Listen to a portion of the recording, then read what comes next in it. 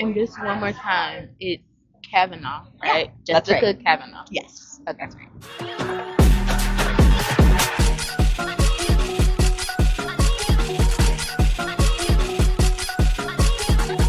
Hi everyone, I'm Bria with Pop Tech, and we're here with Jessica Cavanagh. She's been in titles like My Hero Academia, Attack on Titans, and even One Piece. So with all of those amazing shows that have such huge fan bases, what is one memorable moment that you've had in meeting someone tied to one of the characters you portrayed?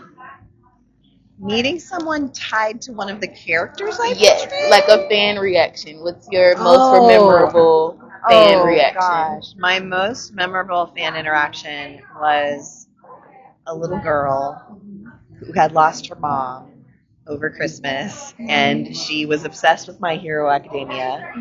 And when she saw that I was there and that I was the mom, she ran up and she just wanted to hug. She just didn't want to stop hugging. And I ended up letting her just sit next to me in one of my panels, and she kind of just hung out with me most of the day.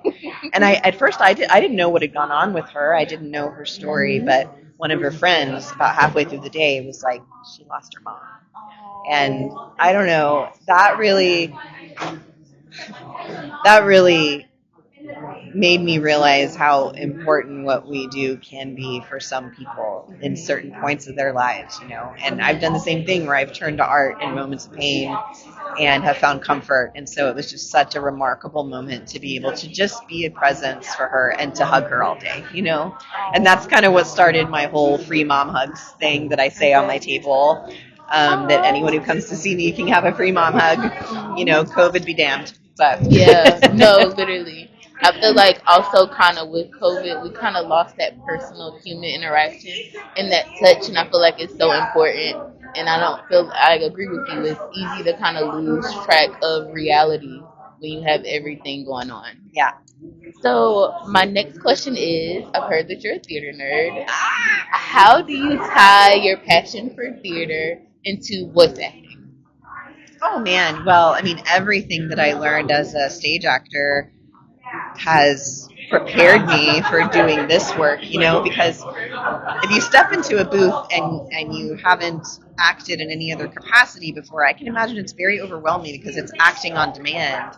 So everything I learned, all the skills that I learned to build a strong foundation as an actor, absolutely is everything I depend on as a voice actor.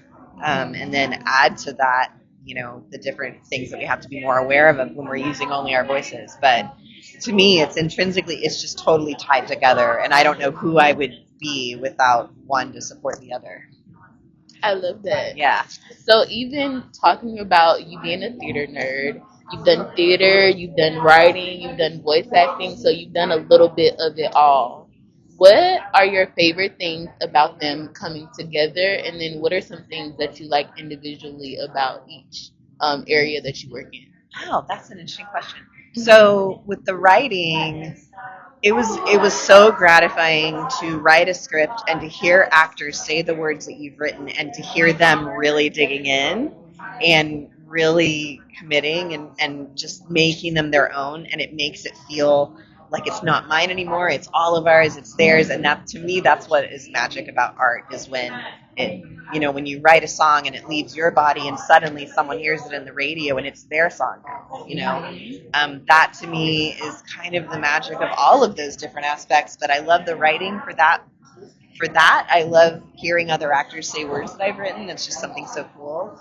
Oh God, what was the question? No, you're Rest the fine. question. So I was basically getting to the fact that you do so many things. What are your favorite things about putting all of your favorite things together? Yeah. And then what do you feel like is kind of individually sacred to writing or Yeah. individually amazing when you do voice acting? Yeah. Well, as far as like putting them all together, I don't get to do that very often, but the time that I have is when I've written a play and then acted in that play. And that was one of the most fulfilling things that I've ever gotten to do in my whole life. It was to be able to stand like on a New York stage and say words that I wrote and have an audience laugh at them was like drugs. Like it was like that forever. Yeah, so that's really the only time that I feel like, because I've never gotten to act in an anime that I've adapted before. Oh, okay. Is that on Oh, your that's a bucket lie. list? That's a lie. I just Okay. lied straight up to you. Golden Kamuy, I actually was in that, but that was a small part. Okay. And she had a weird little accent, but anyway, so it doesn't get to all come together very often for me. So that was one magic moment with writing that play and acting and performing in that play. So, and specifically about writing, I've told you about that. Specifically about acting, for me, it's very cathartic. I get to express things that I maybe don't get to express in daily life, and a lot of time that's subconscious.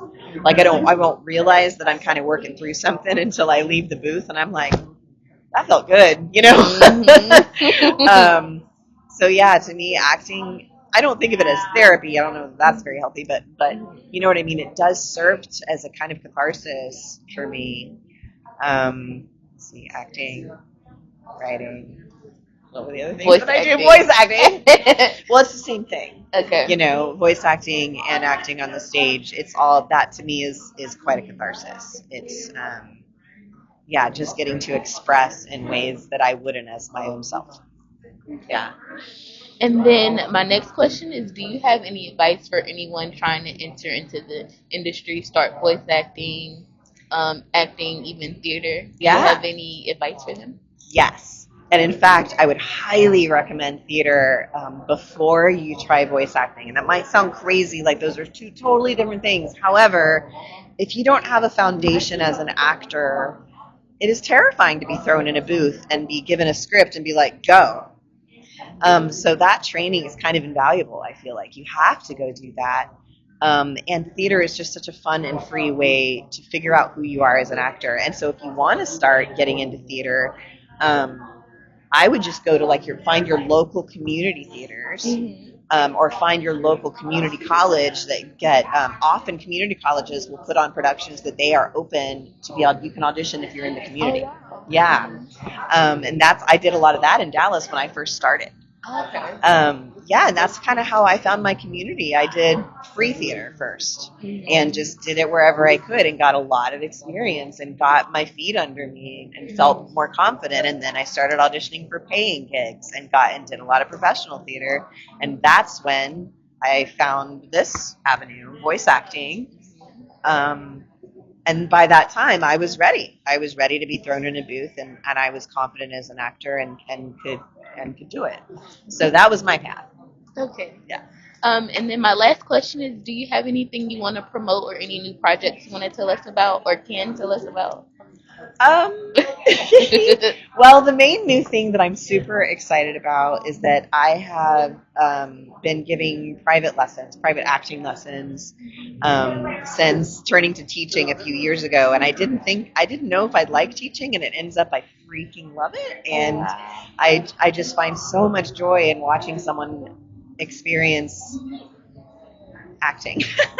And anyway, that's really kind of picking up. And so I love taking on new students. If anyone is interested in taking private lessons, we do it over Zoom. Okay. My prices are competitive.